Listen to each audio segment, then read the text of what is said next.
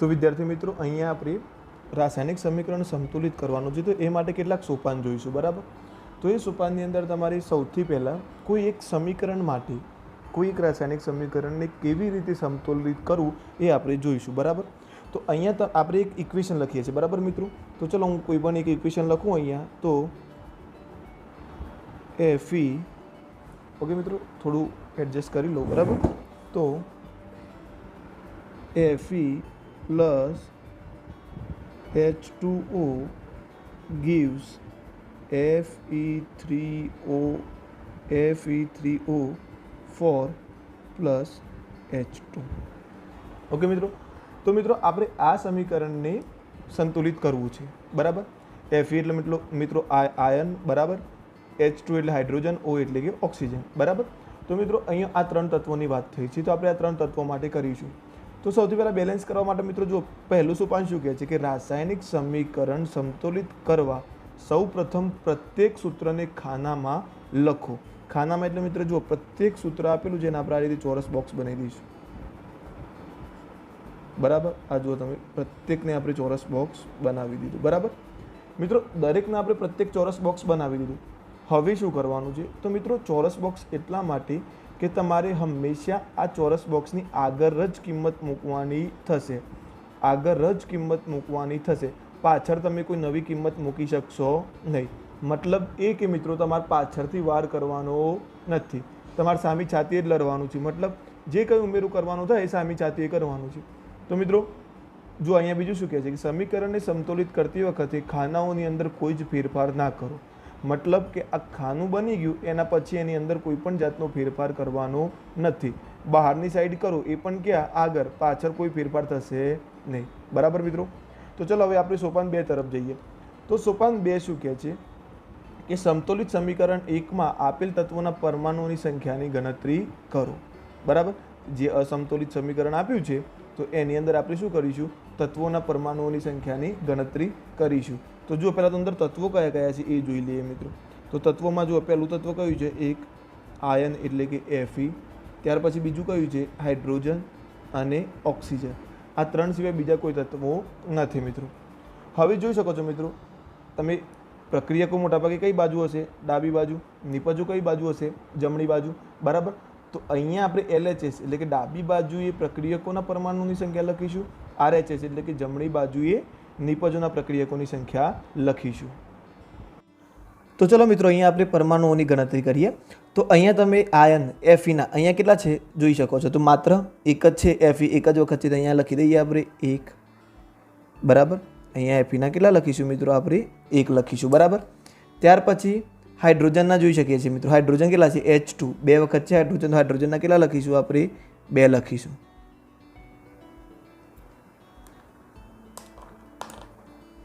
Okay. અને છેલ્લે oxygen. તો ઓક્સિજનના કેટલા છે મિત્રો? તમે જોઈ શકો છો માત્ર 1 જ છે. ઓક્સિજનના કેટલો છે? માત્ર 1 જ.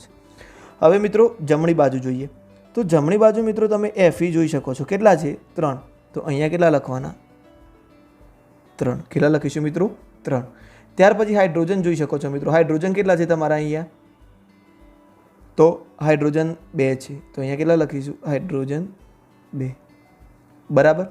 ત્યાર પછી ઓક્સિજન. તો ઓક્સિજન કેટલા છે મિત્રો? O4 છે. કેટલા છે? O4. તો ઓક્સિજનના કેટલા અણુ થયા? 4 અણુ. તો મિત્રો આપણું બીજું સ્ટેપ આ રહેશે. શું કરવાનું છે? તત્વો લખો. તત્વોમાં ડાબી બાજુ કેટલા પરમાણુઓની સંખ્યા કેટલી છે એ લખો.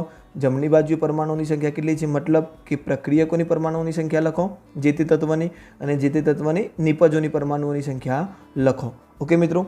આ કર્યા પછી આપણે ત્રીજા સ્ટેપ તરફ વધીશું, બરાબર. તો ત્રીજા સ્ટેપમાં શું કરવાનું છે? તો મિત્રો અહીંયા આપણે ત્રીજા સ્ટેપ માટે આગળ વધીએ તો ત્રીજા સ્ટેપમાં સૌથી પહેલાં શું કહે છે કે વધુ પરમાણુ ધરાવતું સંયોજન પસંદ કરો અને તેમાં રહેલા તત્વોને સમતોલિત કરો. તો મિત્રો અહીંયા તમને જોતા ખ્યાલ આવે કે સૌથી વધુ પરમાણુ ધરાવતું સંયોજન કયું છે? આની અંદર O 4 ધરાવે છે. એટલે મતલબ આપણા સમીકરણમાં શું થશે? Fe3O4. એટલે મિત્રો પહેલાં આને સમતોલિત કરવાનો પ્રયાસ કરીશું. હવે એની અંદર સૌથી વધારે કોણ છે? ઓક્સિજન. અને આ બાજુ ઓક્સિજન. તો એ બંનેના ઓક્સિજન આપણે સમતોલિત કરવાનો સોપાન 3ની અંદર પ્રયાસ કરીશું, બરાબર. તો મિત્રો અહીંયા સોપાન 3માં મેં તમને કીધું એ પ્રમાણે કે વધુ પરમાણુ ધરાવતા સંયોજન પસંદ કરો. તો આપણે Fe3O4 ને પસંદ કર્યું, બરાબર. તો હવે આપણે Fe3O4 ને પસંદ કર્યું મિત્રો, તો અહીંયા સૌથી પહેલું Fe3O4 ની અંદર ઓક્સિજન પ્રક્રિયકમાં કેટલા છે, તો શરૂઆતની સ્થિતિ, આપણી આ સ્થિતિ કઈ છે, શરૂઆતની સ્થિતિ, બરાબર. તો મિત્રો શરૂઆતમાં પ્રક્રિયકોની અંદર ઓક્સિજન કેટલા આપેલા છે મિત્રો, તો ફક્ત એક જ ઓક્સિજન આપેલો છે, એક જ ઓક્સિજન આપેલો છે, અને એ પણ શામાં આપેલો છે, H2O માં. એક જ ઓક્સિજન આપ્યો છે અને શામાં આપ્યો છે મિત્રો, H2O માં. ત્યાર પછી નિપજોમાં જોઈએ મિત્રો, તો નિપજોમાં કેટલા ઓક્સિજન આપેલા છે, 4, અને એ શામાં આપેલા છે, નિપજોમાં 4 ઓક્સિજન, અને એ શામાં આપેલા છે, Fe3O4માં, બરાબર. તો મિત્રો આ બંને સરખા કરવા છે, તો આપણે એકને કેટલા વડે ગુણીએ, 4 વડે ગુણીએ તો સરખા થાય, અને 4ને કેટલા વડે ગુણીએ, 1 વડે ગુણીએ. તો મતલબ શું થયું મિત્રો, આને 1 વડે ગુણવાની જરૂર નથી, કારણ કે કોઈ પણ સંખ્યાને 1 વડે ગુણીએ કે ન ગુણીએ એનાથી કંઈ ફરક પડશે નહીં. પરંતુ આપણે સમતોલિત કરવા માટે શું કરવું પડશે, 4 વડે ગુણવું પડશે. કોને, પ્રક્રિયકોમાં જે H2O છે એને કેટલા વડે ગુણવું પડશે, 4 વડે. તો જો મિત્રો અહીંયા આપણે લખી શકીએ કે વધુ પરમાણુ ધરાવતું સંયોજન પસંદ કરું, તો આપણે કરી દીધું O4, બરાબર. અને તેમાં રહેલા તત્વો સમતોલિત કરો, તો Fe3O4 વધુ પરમાણુ ધરાવતું છે, બીજામાં જે પરમાણુ છે એની કમ્પેરિઝનની આમાં પરમાણુઓ કેટલા છે, વધારે છે, બરાબર. તો સૌથી પહેલાં આને સમતોલિત કરવાનું શરૂઆત કરીએ આપણે. ઓકે, તો શરૂઆત કરી તો આપણે સૌથી પહેલાં એની અંદર વધારે કોણ છે, ઓક્સિજન. તો ઓક્સિજનથી સમતોલન કરવાની શરૂઆત કરી. તો અહીંયા લખીએ કે સૌથી પહેલાં Fe3O4માં વધુ હતું, તો Fe3O4માં રહેલ ઓક્સિજનને પ્રથમ સમતોલિત કરીએ. તો આપણે ઓક્સિજનને પ્રથમ સમતોલિત કર્યો મિત્રો. ત્યાર પછી અહીંયા શું કહે છે, અહીં યાદ રાખો કે જ્યારે પરમાણુઓની સંખ્યા સમાન કરવામાં આવે ત્યારે રાસાયણિક સૂત્રમાં કોઈ પણ ફેરફાર કરવો નહીં.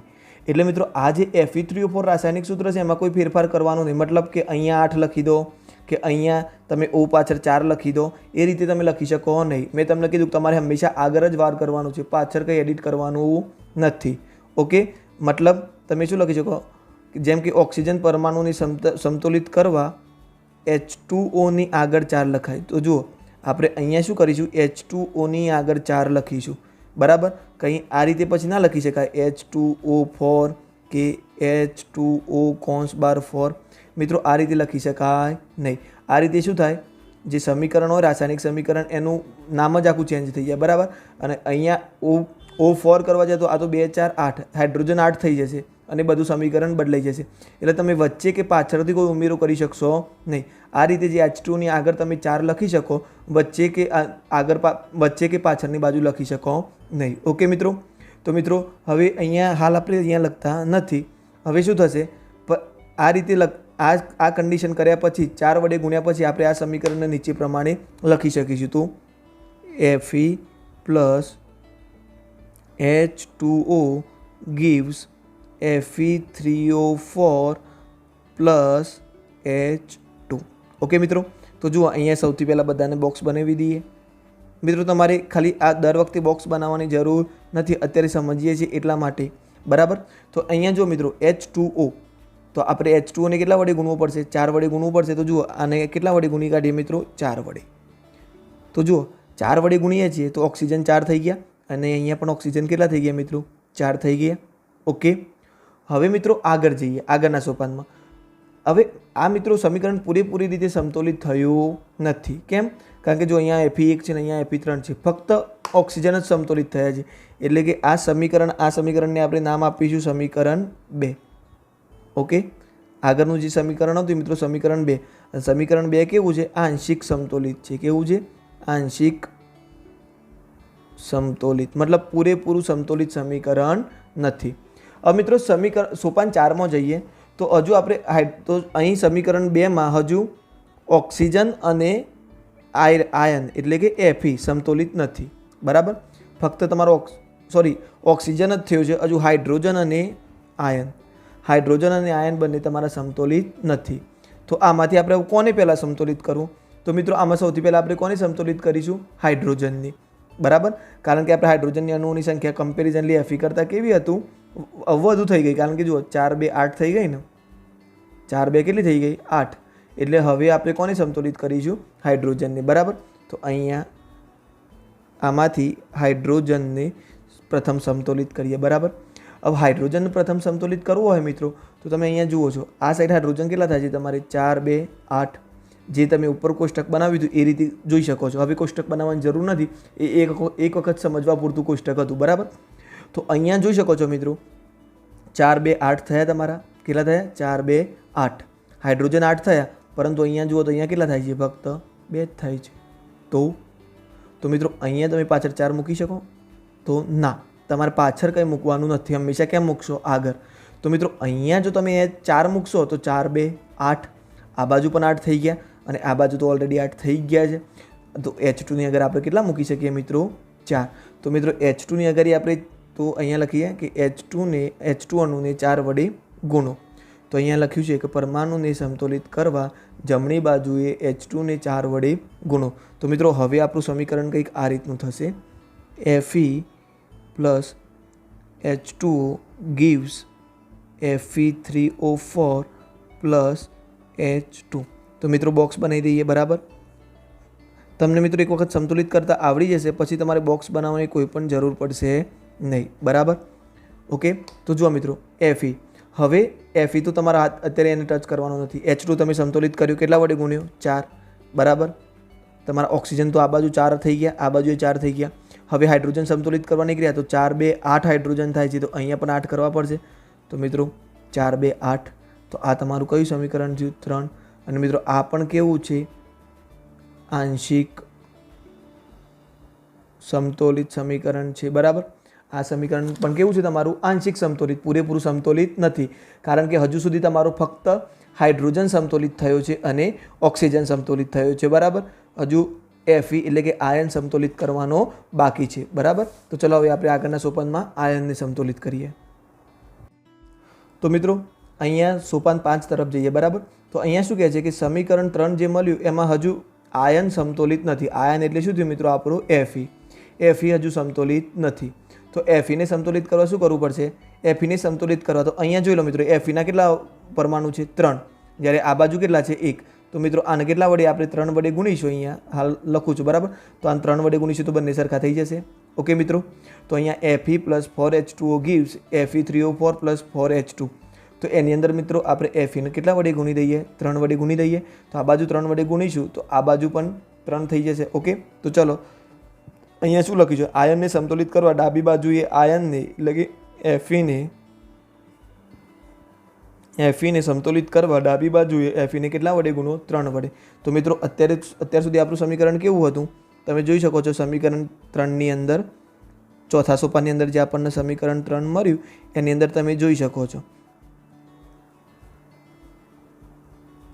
બરાબર. તો જો મિત્રો સૌથી પહેલાં બોક્સ બનાવી દઉં અને ફરીથી આપણે જે સમીકરણ સમતોલિત કર્યા એના પર એક વખત નજર નાખી દઈએ બરાબર. તો મિત્રો સૌથી પહેલું સ્ટેપ આપણે શું કર્યું હતું? બોક્સ બનાવ્યા. તો આપણા બોક્સ રેડી થઈ ગયા. ત્યાર પછી મિત્રો આપણે શું કર્યું? બોક્સ બનાવ્યા પછી આપણે જોયું કે સૌથી વધુ પરમાણુ કયું તત્વ ધરાવતું હતું? તો Fe3O4. એની અંદર વધારે કોણ ધરાવે છે? તો Fe 3 પરમાણુ ધરાવે છે અને ઓક્સિજન 4. તો આપણે ઓક્સિજનથી સમતોલિત કરવાની શરૂઆત કરી. હવે અહીંયા ઓક્સિજન 4 છે, પણ અહીંયા કેટલા છે મિત્રો? 1 જ છે. તો આને 4 કરવા હોય તો અહીંયા 4 વડે ગુણવા પડે. તો આપણે સૌથી પહેલાં શું કર્યું? 4 વડે ગુણ્યા બીજા સોપાનની અંદર બરાબર. તો આપણે 4 વડે ગુણ્યા. તો મિત્રો હવે ઓક્સિજનને 4 વડે ગુણે હવે આપણે આગળ વધ્યા. તો આપણા જોડે ઓક્સિજન તો સમતોલિત થઈ ગયા, બાકી કોણ હતું? આયન અને હાઇડ્રોજન. ઓકે, Fe અને H બંને સમતોલિત કરવાના બાકી હતા. તો આપણે બીજા સ્ટેપની અંદર આપણે હાઇડ્રોજનને સમતોલિત કરવું પસંદ કર્યું બરાબર. તો હાઇડ્રોજનને મિત્રો સમતોલિત કરવું હતું તો કેટલા થતા હતા? 2 4 8 હાઇડ્રોજન થાય છે આ બાજુ. જ્યારે આ બાજુ હાઇડ્રોજન કેટલા હતા? 2. તો મિત્રો એને સમતોલિત કરવા માટે આગળના સોપાનમાં આપણે શું કર્યું? એને 4 વડે ગુણ્યું ચોથા સોપાનની અંદર. ત્રીજા સોપાનની અંદર ઓક્સિજનને 4 વડે ગુણ્યું, ચોથા સોપાનની અંદર હાઇડ્રોજનને. એવું નથી મિત્રો 4 વડે જ ગુણવા, જેમ જરૂર લગાય એટલા વડે ગુણવાના. તો મિત્રો 5મા સોપાનની અંદર આવ્યા તો 5મા સોપાનની અંદર આવતા આપણો હાઇડ્રોજન બેલેન્સ થઈ ગયો છે બંને બાજુ, ઓક્સિજન બંને બાજુ બેલેન્સ થઈ ગયો છે. બેલેન્સ મતલબ કે સમતોલિત બરાબર. પરંતુ હજુ આયનનું કંઈ ઠેકાણું પડ્યું નથી. તો આયન મિત્રો તમે જોઈ શકો છો અહીંયા કેટલા છે? 3. જ્યારે અહીંયા કેટલા છે? 1 જ છે. તો અહીંયા તમે 3 વડે ગુણી નાખો. તો એટલા માટે મિત્રો અહીંયા લખ્યું કે સમીકરણ 3માં હજુ આયન સમતોલિત નહોતો બરાબર. સમીકરણની 3ની અંદર આયન સમતોલિત નહોતો બરાબર. તો આયનને સમતોલિત કરવા માટે આપણે શું કર્યું? ડાબી બાજુએ આયનને 3 વડે ગુણ્યો. આથી સમીકરણ 3 નીચે પ્રમાણે બન્યું: 3Fe plus 4H2O બરાબર મિત્રો.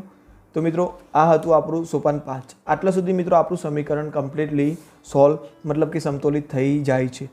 પરંતુ સમતોલિત થયા પછી શું સમીકરણ આ જ રીતે લખી રાખવાનું? તો ના મિત્રો, સમીકરણ આપણે નોર્મલી જ લખીશું જે રીતે લખતા હોય. તો સમીકરણ આ રીતે લખાશે 3Fe + 4H2O gives Fe3O4 + 4H2. સમતોલિત કરો ત્યાં સુધી ઠીક છે મિત્રો, પણ સમતોલિત સમીકરણ પછી તમે આ જ રીતે લખવું પડશે. તમે આ રીતે લખી શકશો નહીં. ઓકે મિત્રો આ ચોપડીની રીત છે, એટલે તમને થોડું ઘણું મતલબ કે ચોપડીની ભાષામાં સમજાવું છું, પાઠ્યપુસ્તકની ભાષામાં, એટલે થોડું ટફ પડી શકે છે. પણ આના પછીનો સ્પેશિયલ વિડીયો મિત્રો તમારા માટે હું બનાવીશ, જેમાં સમીકરણ તમને સમતોલિત કરવા તમારા માટે એકદમ ઇઝી થઈ જશે. બરાબર? તો મિત્રો પાઠ્યપુસ્તકની રીત આપણને ખ્યાલ હોવી જોઈએ. બરાબર? કારણ કે આમાંથી પ્રશ્ન પૂછાય કે સ્ટેપ વાઇઝ લખો અથવા તો સોપાન પ્રમાણે લખો, તો તમને આ સોપાન ખ્યાલ હોવા જ આવશ્યક છે. બરાબર? બાકી જો સમતોલિત ડાયરેક્ટ સમીકરણ સમતોલિત કરવાનું પૂછાય તો એના માટે હું તમને એકદમ ઇઝી રીત આના પછીના વિડીયોમાં શીખવાડીશ. બરાબર? તો જો મિત્રો આ આપણું સમીકરણ 4 મળ્યું. બરાબર? ઓકે, સોરી, આ સમીકરણ 4 હતું. ઓકે, તો અહીંયા શું છે? સમીકરણ 4માં બંને બાજુ રહેલા પરમાણુઓની સંખ્યા સમાન છે, જેથી સમતોલિત સમીકરણ છે. મિત્રો આ સમીકરણ છે, આ બંને સમીકરણ સમાન છે એટલે મેં બંનેને 4 જ નામ આપ્યું. બરાબર? ફક્ત આમાંથી બોક્સ હટાવ્યા છે. તો જુઓ શું કહે છે કે પરમાણુઓની સંખ્યા કેવી છે? સમાન. તો અહીંયા જોઈ શકો છો Fe કેટલા છે? 3. તો અહીંયા Fe પણ કેટલા છે? 3. અહીંયા મિત્રો ઓક્સિજન કેટલા છે? 4 2 8. તો અહીંયા પણ ઓક્સિજન અહીંયા હાઇડ્રોજન કેટલા છે? 4 2 8. તો અહીંયા પણ હાઇડ્રોજન કેટલા છે? 4 2 8. અહીંયા ઓક્સિજન કેટલા છે મિત્રો? 4O. 4 ઘણા છે આગળ છે એટલે આખાના ગુણાકારમાં ઘણા છે 4O.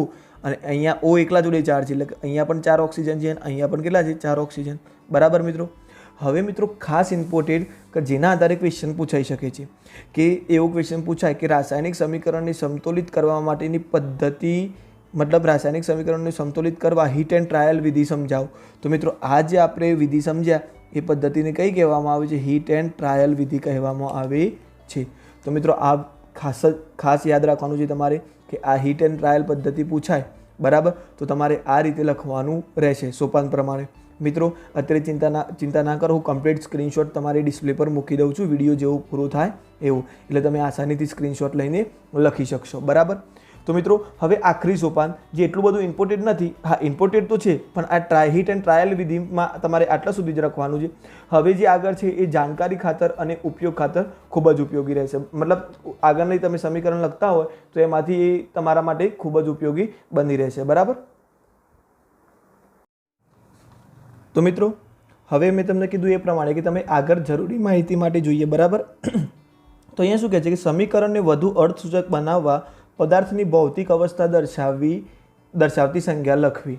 મતલબ મિત્રો ખબર પડે કે ખરેખર આ સમીકરણની અંદર શું શું યુઝ થયું છે. મતલબ પ્રવાહી હતું, ગેસ હતું, વાયુ હતું કે જલીય દ્રાવણ હતું, બરાબર, કે સોલિડ હતું. તો મિત્રો અહીંયા જુઓ, પ્રવાહી હશે તો આપણે L લખીશું લિક્વિડ માટે. બરાબર? વાયુ માટે G, અહીંયા ઘન પદાર્થ હશે તો એના માટે શું લખીશું? H solid. બરાબર? અને જલીય દ્રાવણ માટે એક્વાસ સોલ્યુશન. બરાબર? તો ઘણા વિદ્યાર્થીઓને પ્રશ્ન થતો હોય છે કે જલીય દ્રાવણ અને પ્રવાહી બંનેમાં ફરક શું? તો મિત્રો પ્રવાહી એટલે શું? પ્રવાહીનો અર્થ એવો થશે કે જો તમે NaCl મતલબ કે મીઠું લો છો, બે રીતે લઈએ. બરાબર? NaCl. બરાબર? જો તમે NaClને પાણીમાં નાખો છો અને સ્પૂનમાં લઈને અને ચમચીથી બરોબર એને હલાવી દો છો, તો આ NaClને પાણીમાં નાખી અને એને હલાવશો તો એ એનું શું થયું? જલીય દ્રાવણ થયું. શું થયું મિત્રો? જલીય દ્રાવણ. એટલે એને તમે શું લખશો? એક્વાસ સોલ્યુશન. બરાબર? પરંતુ અહીંયા NaClને જો તમે ડાયરેક્ટ હીટ આપો છો, ડાયરેક્ટ હીટ આપતા એના મેલ્ટ પોઈન્ટથી ઓગળવાની શરૂઆત થશે અને પ્રવાહી સ્વરૂપ થશે, તો એ શું કહેવાશે મિત્રો? પ્રવાહી. તો મિત્રો આ ખાસ ધ્યાન રાખજો, ઘણા વિદ્યાર્થીઓને કન્ફ્યુઝન હોય છે કે પ્રવાહીમાં અને જલીય દ્રાવણમાં શું ફરક. તો મિત્રો એને ગરમ કરતાં જે સ્વરૂપે પ્રવાહી થાય એને પ્રવાહી કહેવાય. જલીય દ્રાવણ એટલે કે એને મિક્સ કરવામાં આવ્યું હોય. બરાબર? જેમ કે ખાંડને પાણીમાં નાખો તો મિત્રો એ શું થશે? એ વખતે ખાંડ જલીય દ્રાવણ થશે. પણ જો તમે ખાંડને ગરમ કરશો તો એની ચાસણી થશે ને એક લિક્વિડ થશે, ત્યારે એ શું કહેવાશે? પ્રવાહી કહેવાશે. બરાબર મિત્રો? તો અહીંયા જુઓ મિત્રો, Fe એટલે કે લોખંડ. તો મિત્રો આપણને ખબર છે કે સામાન્ય રીતે લોખંડ કયા સ્વરૂપે હોય? ઘન સ્વરૂપે. અહીંયા શું લખીશું આપણે? સોલિડ. બરાબર? H2O. તો મિત્રો અહીંયા તમને શું કહે છે કે લોખંડ ભેજના સંપર્કમાં આવતા કાટ આવે છે. તો આ લોખંડના કાટનું સૂત્ર છે. બરાબર? ઓકે, તો અહીંયા મિત્રો લોખંડના સંપર્કમાં આવતા એને શું આવે છે? કાટ આવે છે. તો અહીંયા આ જે છે એ તમારું પાણીને પણ ભેજ થશે. શું થશે? ભેજ. અને મિત્રો ભેજ આપણે કયા સ્વરૂપે લઈએ છીએ? ગેસ સ્વરૂપે. એટલે અહીંયા H2O ને આપણે શું લખીશું? G લખીશું. બરાબર. Fe3O4 મિત્રો કાટ લાગ્યા પછી પણ લોખંડ કેવું રહેશે? સોલિડ જ રહેશે. H2 એટલે મિત્રો હાઇડ્રોજન, એટલે કે શું થઈ ગયું આપણો? ગેસ. તો મિત્રો વધારે અર્થસૂચક બનાવવા માટે આપણે અહીંયા સોલિડ, ગેસ, સોલિડ અને ગેસ લખીએ છીએ. બરાબર. ત્યાર પછી છે મિત્રો અમુક ઇમ્પોર્ટન્ટ સૂત્રો હજુ જોઈએ આપણે. તો અમુક વખતે આટલા વાતાવરણને રાખતા કે આટલા વાતાવરણને ગરમ કરતા. તો મિત્રો એ સમીકરણ જ્યારે લખતા હોય અથવા તો સૂર્યપ્રકાશની હાજરીમાં પ્રક્રિયા થતી હોય તો મિત્રો જુઓ સમીકરણ સામાન્ય રીતે આપણે આ રીતે લખતા હોઈએ છીએ. CO એટલે કે ગેસ આવશે, કાર્બન મોનોક્સાઇડ, પ્લસ 2H2 એટલે કે હાઇડ્રોજન છે એટલે પણ ગેસ આવશે મિત્રો. તો એમને 340 વાતાવરણે, બરાબર. તો મિત્રો 340 વાતાવરણે એમના સાથે પ્રક્રિયા કરવામાં આવે તો અહીંયા શું મળશે? CH3OH એટલે કે મિથેનોલ એટલે કે શું મળશે મિત્રો આપણને? લિક્વિડ. તો અહીંયા મિત્રો આપણે પ્રક્રિયા તો લખી, રાસાયણિક પ્રક્રિયા લખી, પણ રાસાયણિક પ્રક્રિયાને વધારે અર્થસૂચક બનાવે. મતલબ ગેસ હતો તો ગેસ લખ્યો, લિક્વિડ મળ્યું તો લિક્વિડ. એ પ્રક્રિયામાં શું કર્યું? પ્રક્રિયા દરમિયાન શું કર્યું? તો 340 વાતાવરણથી એને પ્રક્રિયા કરી. બરાબર. તો મિત્રો વધુ અર્થસૂચક બનાવવા માટે ત્યાર પછી મિત્રો આપણે જે સૂર્યપ્રકાશને ક્લોરોફિલની હાજરીમાં જે પ્રક્રિયા થાય છે તો એ લખીએ આપણે. તો 6CO2 કાર્બન ડાયોક્સાઇડ. બરાબર મિત્રો. અહીંયા કાર્બન ડાયોક્સાઇડનું જલીય દ્રાવણ છે. ત્યાર પછી 12H2O લિક્વિડ, સૂર્યપ્રકાશ અને ક્લોરોફિલ. મિત્રો આ જે ઝાડની અંદર મતલબ વૃક્ષની અંદર આપણે પ્રકાશ સંશ્લેષણની ક્રિયા કરીએ છીએ એ. તો મિત્રો એ શું બનાવે છે? C6H12O6 ગ્લુકોઝ બનાવે છે. અને ગ્લુકોઝ પણ કેવું હોય છે મિત્રો? Aqua solution. પ્લસ 6O2 અહીંયા પણ મિત્રો ઓક્સિજન કયા સોલ્યુશનમાં? એક્વા સોલ્યુશનમાં જશે અંદર. પ્લસ 6H2O પાણી કેવું હશે મિત્રો? લિક્વિડ. બરાબર. તો મિત્રો અહીંયા તમે જોઈ શકો છો આ પ્રક્રિયા. તો મિત્રો આ પ્રક્રિયાઓ શું કરે છે? વધુ અર્થસૂચક બનાવે છે. જુઓ આ એક્વા સોલ્યુશન હતું તો એક્વા સોલ્યુશન ખબર પડી, લિક્વિડ હતું તો લિક્વિડ ખબર પડી, સૂર્યપ્રકાશની હાજરીમાં થતું હતું, ક્લોરોફિલની હાજરીમાં થતું હતું. બરાબર. તો મિત્રો આ રીતે તમે સમીકરણને વધુ અર્થસૂચક બનાવી શકો છો. ઓકે. તો મિત્રો હવે હું તમને દરેકનું વારા પરથી સ્ક્રીનશોટ મૂકું એ પહેલાં તમને એક વખત સમગ્ર જે આપણે ભણ્યા અત્યાર સુધી એ સમજાવી દઉં. બરાબર. તો મિત્રો આપણે આ સમીકરણને શું કરવું હતું? બેલેન્સ કરવું હતું. તો બેલેન્સ કરવા માટે દરેકને આપણે શરૂઆતમાં બોક્સમાં લખ્યા. બોક્સમાં લખ્યા પછી દરેકના પરમાણુઓ ગણ્યા. કોના કેટલા હતા? તો આપણે શરૂઆતમાં જોયું તો Fe1 હતું. બરાબર. હાઇડ્રોજન પણ કેટલા હતા મિત્રો? પ્રક્રિયકો માટે Fe1 હતો, હાઇડ્રોજન 2 હતા અને ઓક્સિજન 1 હતો. જ્યારે નિપજો માટે મિત્રો આપણે કોષ્ટક બનાવ્યું હતું તો નિપજો માટે શું હતું? Fe3 હતો, હાઇડ્રોજન 2 હતો અને ઓક્સિજન કેટલા હતા? 4. આ આપણું બીજું સ્ટેપ મિત્રો કે આપણે બોક્સ અલગ પાડ્યા. બરાબર. ત્યાર પછી ત્રીજા સોપાનમાં શું કર્યું મિત્રો? આપણે ત્રીજા સોપાનની અંદર સૌથી પહેલાં જેની પાસે વધુ પરમાણુ હતા એને પકડ્યું. તો Fe3O4 અને વધુ પરમાણુમાં એમાં પણ વધુ કોણ હતું? ઓક્સિજન. તો ઓક્સિજનના કેટલા હતા? 4. તો સૌથી પહેલાં એને બેલેન્સ કરવાનું શરૂ કર્યું. તો મિત્રો આમાં 4 છે ને આમાં કેટલા છે? 1. તો આપણે આને 4 વડે ગુણ્યું. બરાબર. એટલે કે આ બાજુ પણ 4 થઈ ગયા અને આ બાજુ પણ કેટલા થઈ ગયા મિત્રો? 4 થઈ ગયા. ઓકે. તો પછી આપણે સોપાન 4માં આવ્યા. તો મિત્રો અત્યાર સુધી સોપાન 4માં આવ્યા ત્યાર સુધી આપણો ઓક્સિજન બેલેન્સ હતો, પણ હાઇડ્રોજન અને આયન બંને બેલેન્સ નહોતા. તો મિત્રો આપણે હાઇડ્રોજનના અણુ ગણ્યા તો પ્રક્રિયકોમાં કેટલા થતા હતા? 4, 2, 8. કારણ કે ઓક્સિજન આગળ 4 મૂક્યા એટલે કે 4, 2, 8 થઈ ગયા. જ્યારે અહીંયા તો ફક્ત H2 જ હતું એટલે કે અહીંયા 2 હતા. તો આપણે શું કર્યું? અહીંયા 8 કરવા માટે હાઇડ્રોજનને 4 વડે ગુણ્યા. તો અહીંયા 4, 2, 8 4, 2, 8 થઈ ગયા. તો મિત્રો 5મા સોપાન સુધી આવતા આપણે હાઇડ્રોજન અને ઓક્સિજન બંને સમતોલિત થઈ ગયા હતા, બંને બેલેન્સ થઈ ગયા હતા. હવે બાકી કોણ હતું? આયન. તો મિત્રો અહીંયા આયન Fe3 હતા અને જ્યારે અહીંયા Fe કેટલો હતો? ફક્ત 1 જ. તો આપણે 3 વડે શું કર્યું? એને ગુણ્યું. 3 Fe કરી દીધું. બરાબર. અને સમગ્ર સમીકરણને સમતોલિત કરી દીધું. મિત્રો આ તમારા માટે થોડું ટફ થઈ શકે જે હું માનું છું, પરંતુ તમારે હીટ એન્ડ ટ્રાયલ વિધિ આવે ત્યારે આ વસ્તુ યાદ જ રાખવાની છે. બરાબર. ઓકે. તો તમારે આ વસ્તુ લખવાની છે, કમ્પ્લીટ લખી દો, તૈયાર પણ કરવાની રહેશે. પરંતુ જો તમારે અલગ રીતે સમીકરણ કેવી રીતે કરવા, બરાબર, તો એના માટે હું તમને એકદમ ઇઝી ટ્રીક આગળના વિડીયોમાં સમજાવીશ કે how to balance chemical equation. મતલબ કે રાસાયણિક સમીકરણોને સંતુલિત કેવી રીતે કરવા એ આપણે આગળના એક્સરસાઇઝમાં મતલબ આગળના વિડીયોમાં જોઈશું. ત્યાર સુધી તમે કમ્પ્લીટલી સ્ક્રીનશોટ લઈ લો અને આ લખી રાખો, બરાબર, જેથી કરીને તમારી જોડે આનો રેકોર્ડ બી રહે અને એક્ઝામની અંદર આ પ્રશ્ન પૂછાય તો તમે વાંચેલો હોય કે તૈયાર કરેલો હોય તો તમને એનો ફાયદો થાય. બરાબર મિત્રો.